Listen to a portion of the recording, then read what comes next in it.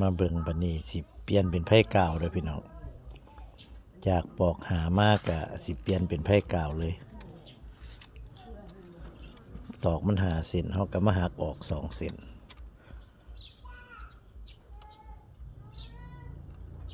หักทิ่มเลย2 เซนทั้งหลังสุดเฮาสานไปให้มันตอกเฮาอยู่ตำแหน่งที่บ่าซ่องกันนี่แบบเฮาเสียบไม้นี่ซ่องหนึ่งอันนี้อีกซ่องหนึ่งระหว่าง2 เส้นบัดนี้เฮากะมาเดินเส้นกลางก่อนบัดเดินเส้นกลางข้าม3ลอด3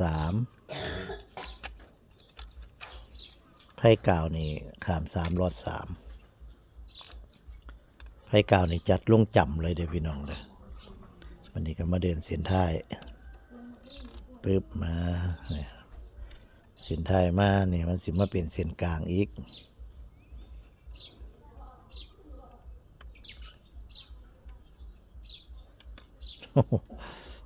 หลอดบ่ถีกมันต้องหลอด3หลอด2มันบ่ถีกนะเป็นเส้นกลางแล้วก็เดินไปอีกข้าม3มันสิมาลงทั้งหน้าเส้นนี้คันปอกหาข้ามหลอด2นี่มันสิมาลงหูเดียวกับเส้นที่ออกมานี่เส้นที่ออกมานี่แต่ว่าไผ่กาวมันสิข้าม303สิเดินกายไปเส้นนึงนี่มาลงทั้งหน้าเส้นนึงบัดนี้กลับขึ้นมาเดินทั้งหลังตลอดบัดนี้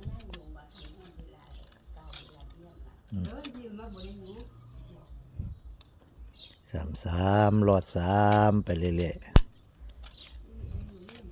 เดินทั้งกลางก่อนตั้งแต่ที่แรกหั่นล่ะต่อจากหันกะ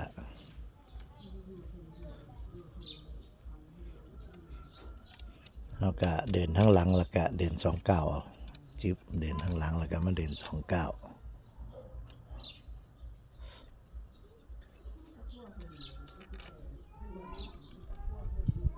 ข้าม3ลอด3จัดลงไปเดินทั้งหลังข้าม3ลอด3ถึงบ่ถึงพอดีวุดวิด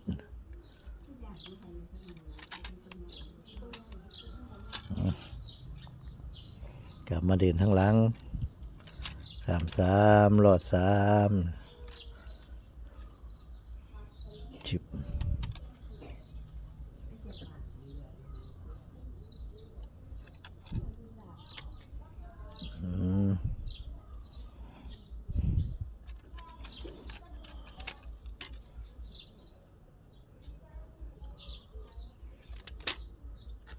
เสียบก่อนก็ได้ปึ๊บ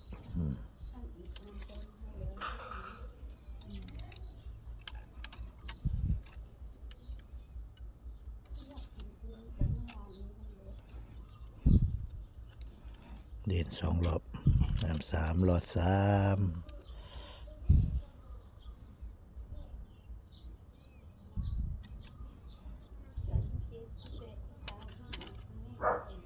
พอเขาเดินมาแล้วเขาก็มาหักออก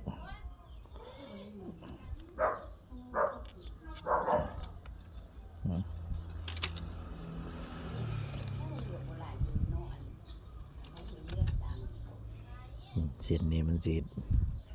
ออกมาจากนี้3ลอด3อีกคือไผ่กาว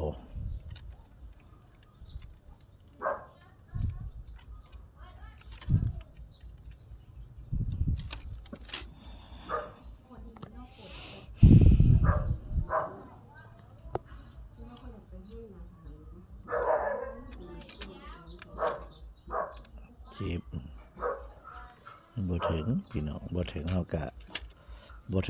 ต่อเลยต่อผิดเลย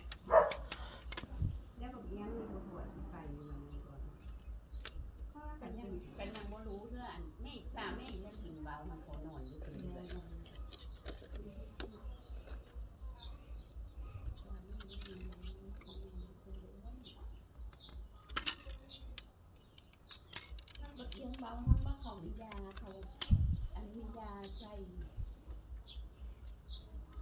ในห้องประเทศ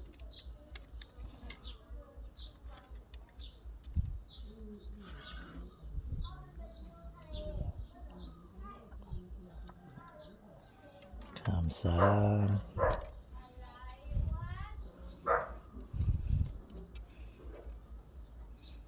ขามสามรอดสาม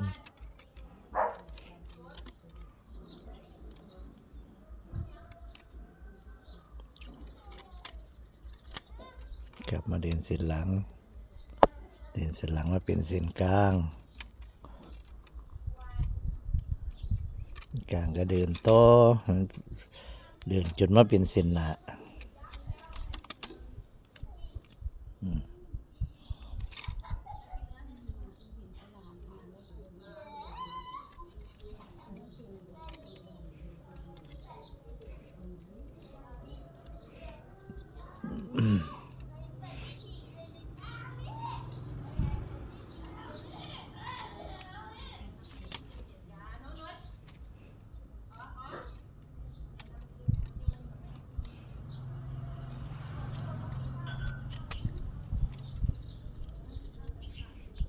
กล้องมันบังกล้องบังตาเจ้าของ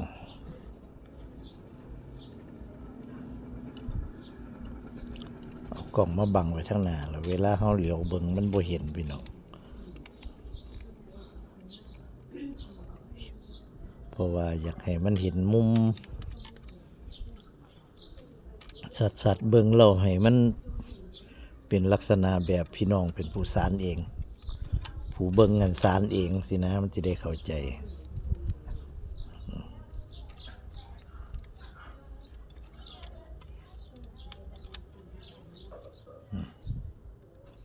ไทยกาวขามสามรอดสามตลอดไพ่เก่า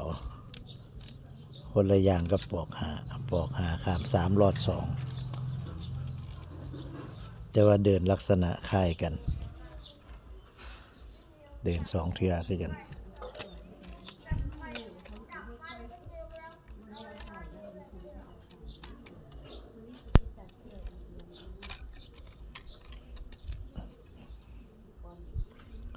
แต่ว่าไพ่เก่าเนี่ยเขาจัดเขาให้มันลงแจบกันปอกหานี่แท้ปอกหานี่เว้นว่างเว้นช่วงมันห่างกันจังสิปอกหาแต่ว่าไพ่เก่านี่ต้องจัดเขาให้มันลงแจบกันเลย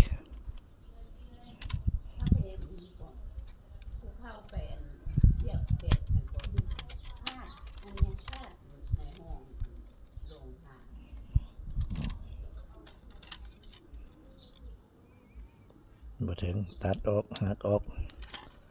หักทิ่มได้ต่อดุมันว่าไม่ตอกสั่นตอกสองป่อง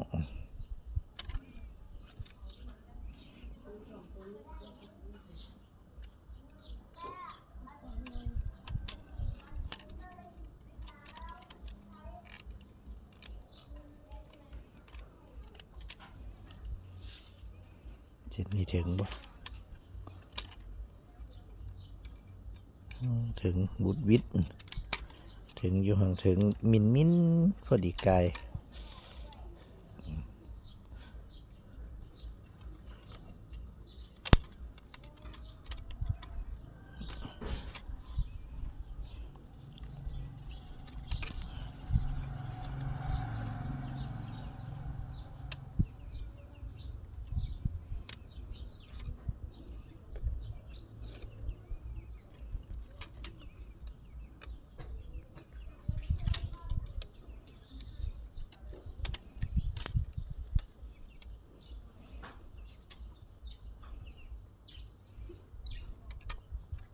ได้ต่อดูก็ได้หักทิ่มดู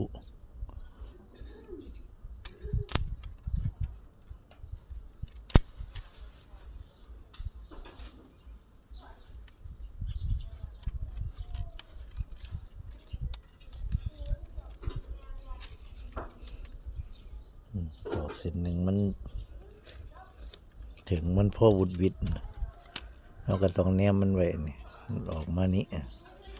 มันก็มาต่อไปยิบ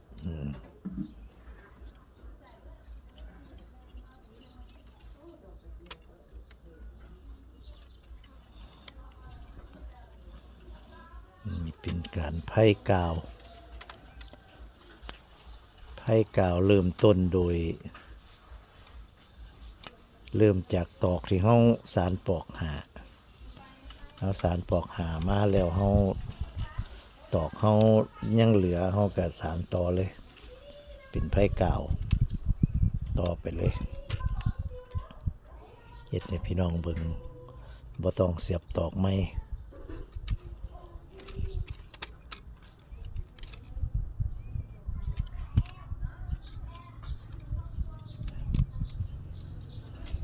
ตอกสั่งเวลาเฮาสารเข้า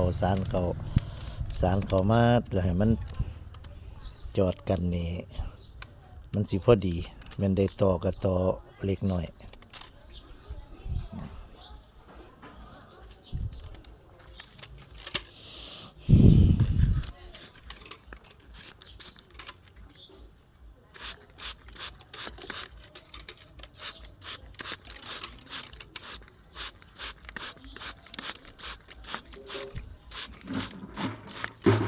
ไม่ตอกสั่งเฮาเฮ็ดจำกัด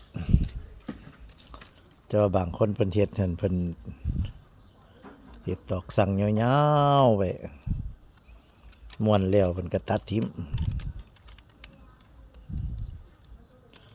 เฮ็ดตอกสั่งยาวเฮ็ดของน้อยๆของเฮามันไม่ป้องสั่น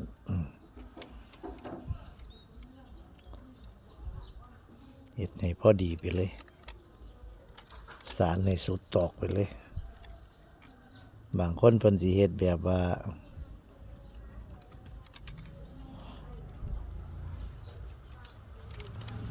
ตอกซ้ำนี่เพิ่นสิเฮ็ดน้อยซั่นน่ะไปน้อยเพิ่นสิได้เหลือให้มันได้เหลือตัดตอกสั่งทิ่มนะแต่ว่าของเฮาบ่ได้ตัดตอกสั่งทิ่มมีแต่ต่อสารจนสุดกะเอาให้พอดีเลย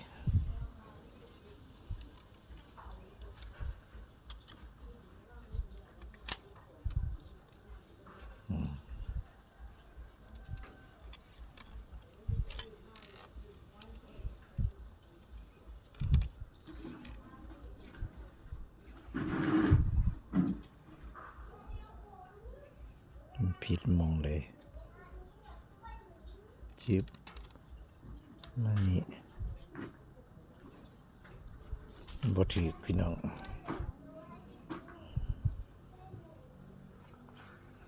ต้องมีมองผิด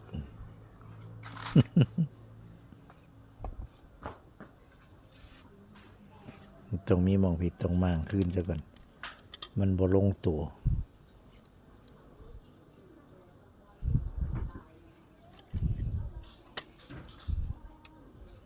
ถอยกลับ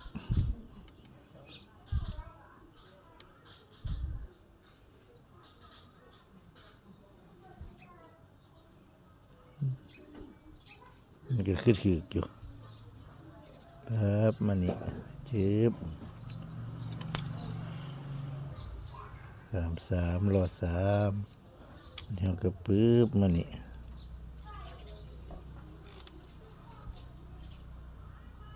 เอามันบ่ถือพี่น้องมันผิดมาแต่มองใด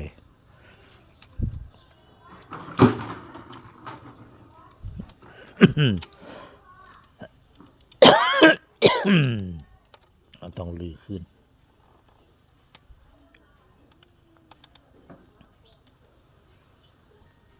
นี่สาเหตุมันพี่มันผิดมาแต่พี่เพียขามซีเพีย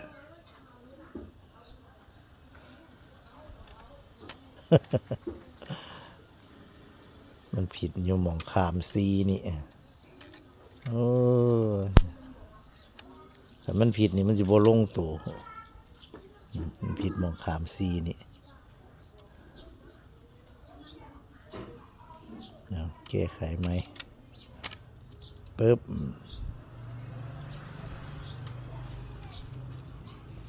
ถ้ามันบ่ลงตัวมันบ่ถึกนี่ม่างย้อนกลับรถพี่น้องหาสาเหตุว่ามันผิดอยู่หม้องใดคันมันผิดแล้วบ่แก้นี่มันไปเรื่อยๆเด้มันผิดไปเรื่อยๆ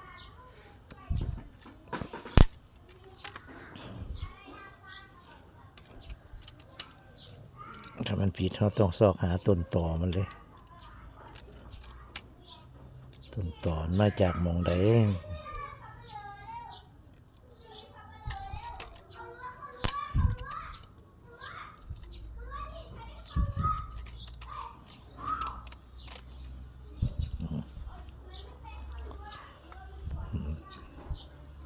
เหลี่ยมไผ่กาว สารไผ่กาว ต่อจากปอกหาสารเป็นไผ่กาว แล้วก็สิหัดเข้าเรื่อยๆ จนกว่าสิได้ข้อเอาสำหรับคลิปนี้ก็ให้พี่น้องเบิ่งสมีสักก่อนคลิปต่อไปสิเป็นตอนใดก็จังใดก็ติดตามต่อไปเด้อพี่น้องเด้อสวัสดีครับ